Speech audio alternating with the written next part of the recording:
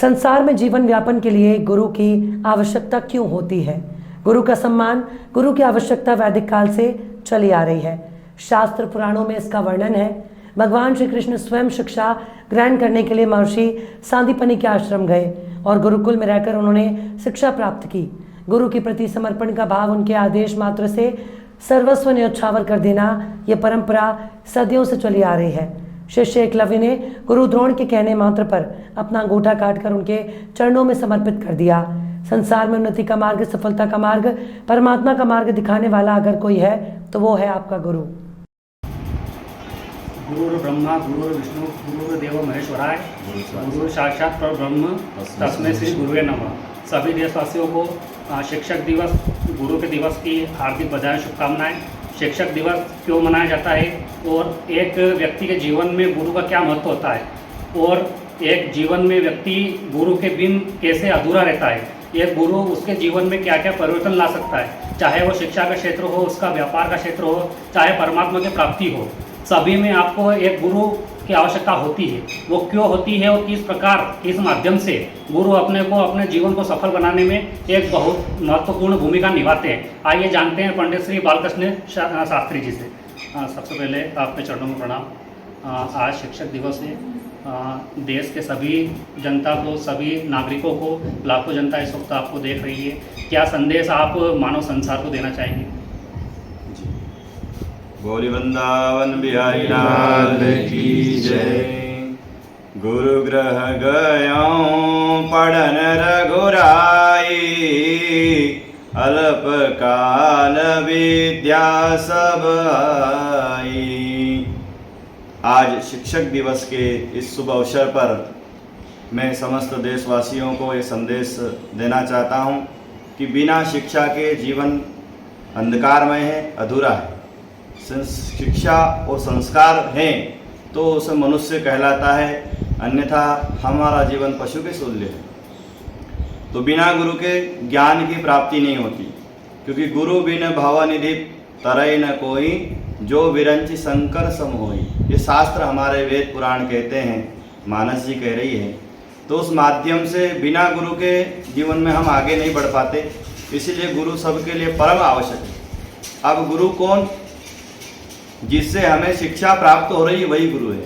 पहली गुरु हमारी माँ है, जिन्होंने हमें ये संसार बताया है, हमें बोध कराया है।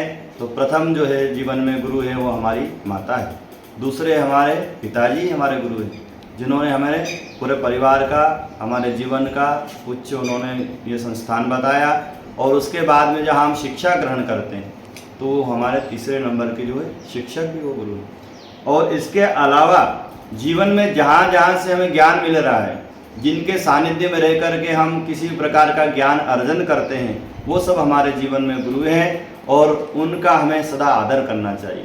क्योंकि ज्ञान लेने के बाद में या तो आप उनको इतना धन से सम्मानित करो कि उनकी आप दक्षिणा दे पाओ, अन्यथा सेवा करके।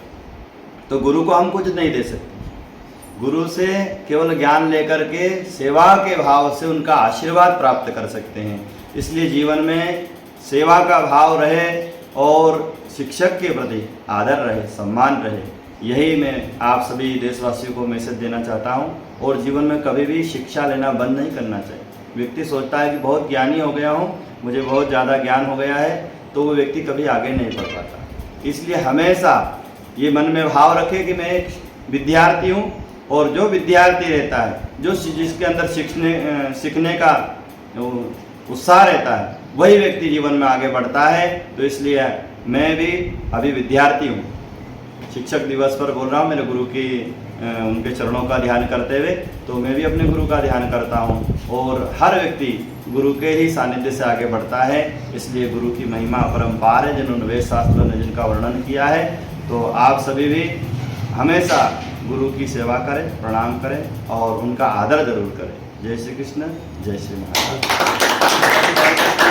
पंडित जी द्वारा बताया गया कि हमें कभी भी ये घमंड या ये सोच नहीं होना चाहिए कि मुझे अब सर्व ज्ञान प्राप्त हो चुका है, मुझे किसी ज्ञान की आवश्यकता नहीं है। तो इस संसार में कोई भी व्यक्ति पूर्ण ज्ञानी नहीं है। पूर्ण अगर कोई है तो केवल परमात्मा है। बाकी सब अपूर्ण है, चाहे वो कितने बड़े विद्वान हो, कितने बड़े ज्ञानी हो, अपूर्ण है, वो पूर्ण नहीं है। और जैसे कि महाभारत में श्री कृष्ण युद्ध के समय अपने जो कर्ण थे, कर्ण अपने को श्रेष्ठ मानते थे, वो उनका घमंड था, अपने को श्रेष्ठ मानते थे वो, लेकिन अर्जुन उत्तम मानते थे। तो जीवन में कभी भी अपने को अगर मानना है तो उत्तम माने। उत्तम का अर्थ होता है कि आप और भी ग्रहण करना चाहते हैं, और सर्वश्रेष्ठ आप हो गए मतलब आपको किसी ज्ञान की आवश्यकता अब नहीं है, तो उसका फल भी कर्ण को भोगना पड़ा। तो इसी प्रकार अगर हम उत्तम बन के रहेंगे तो अपने ग्रहण करने की जो क्षमता है, जो अपनी एक आदत से ग्रहण करने की, वो हमेशा बनी रहेगी, तो आपको ये उत्तम बनाकर छोड़ेगी। इसी के साथ सभी देशवासियों को पुनः अपने शिक्षक दिवस की हार्दिक बधाई और शुभकामनाएं। संवाददाता गोपाल, INA DTN 24 उज्जैन।